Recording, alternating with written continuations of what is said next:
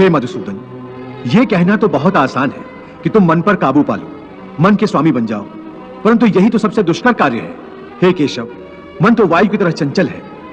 जिस प्रकार बहती हुई हवा पर काबू पाना असंभव है, इसी प्रकार इस चंचल मन को अपने अधीन करना अति दुष्कर काम है।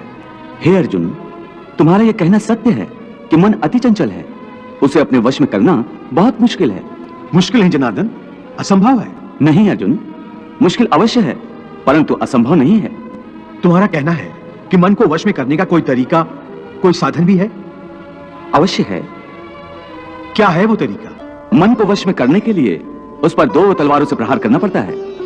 एक तलवार अभ्यास की है और दूसरी तलवार है वैराग्य की।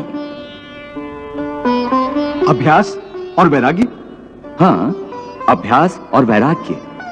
देखो अर्जुन, अभ्यास का अर्थ है निरंतर अभ्यास। मन को एक काम पर लगा दो, वो वहां से भागेगा, उसे पकड़ कर लाओ, वो फिर भागेगा, उसे फिर पकड़ो, ऐसा बार बार करना पड़ेगा। मन को भी नियंत्रण की रस्सी में बांधकर बार बार अपने रास्ते पर लाया जाता है, तो अंत में वो अपने स्वामी का कहना मानना शुरू कर देता है। इसी को कहते हैं अभ्यास की तलवार चलाना।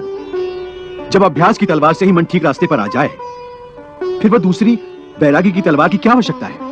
उसकी आवश्यकता इसलिए है कि एक बार ठीक रास्ते पर आ जाने के बाद मन फिर से उल्टे रास्ते पर न चला जाए, क्योंकि उल्टे रास्ते पर इंद्रियों के विषय उसे सदा ही आकर्षित करते रहेंगे। मिथ्या, भोग, विलास और काम की तृष्णा उसे फिर अपनी ओर खींच सकती है। इसलिए मन को यह समझना जरूरी है कि वो सारे विषय भोग मिथ्या हैं, असार हैं, योग माया के द्वारा उत्पन्न होने वाले मोह का भ्रम है।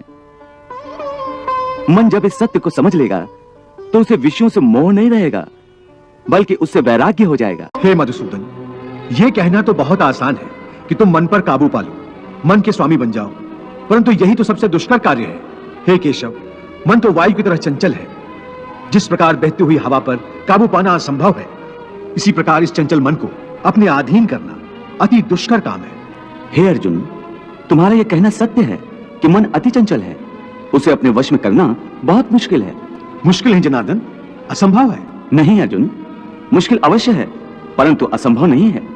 तुम्हारा कहना है कि मन को वश में करने का कोई तरीका, कोई साधन भी है? अवश्य है। क्या है वो तरीका? मन को वश में करने के लिए उस पर 2 तलवारों से प्रहार करना पड़ता है। एक तलवार अभ्यास की है और दूसरी तलवार है वैराग्य की। अभ्यास और वैराग्य? हाँ, अभ्यास और वैराग्य। देखो अर्जुन, अभ्यास का अर्थ है निरंतर अभ्यास।